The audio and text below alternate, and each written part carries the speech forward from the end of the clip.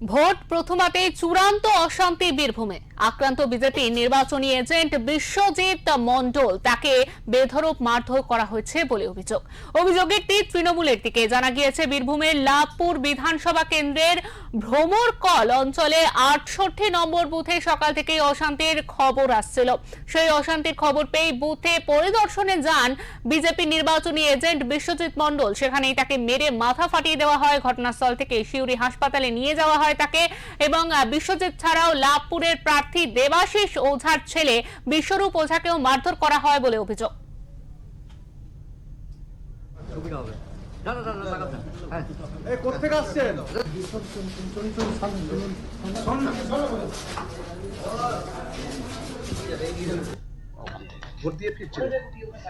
দেখ, আমি election agent.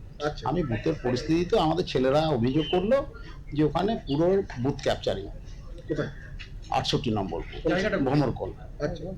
তো ওখানে আমি বুথটা দেখে ফিরছিলাম, ফেরার পথে ওরা সামনে রাস্তাতে আমাকে অ্যাটাক।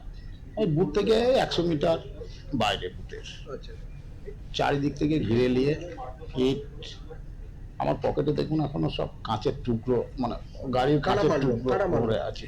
সব তৃণমূলের গুন্ডা বাহিনী। আপনি কিসে ছিলেন? আমি গাড়িতেই ছিলাম, 4 চাকায় ছিলাম।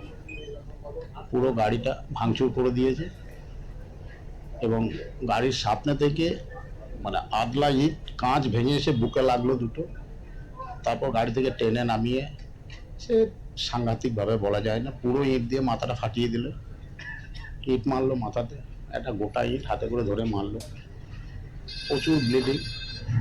আপনি একা ছিলেন?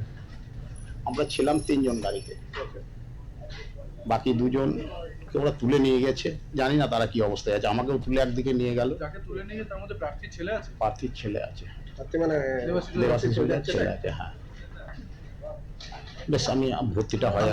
আমার নাম বিশ্বজিৎ মণ্ডল।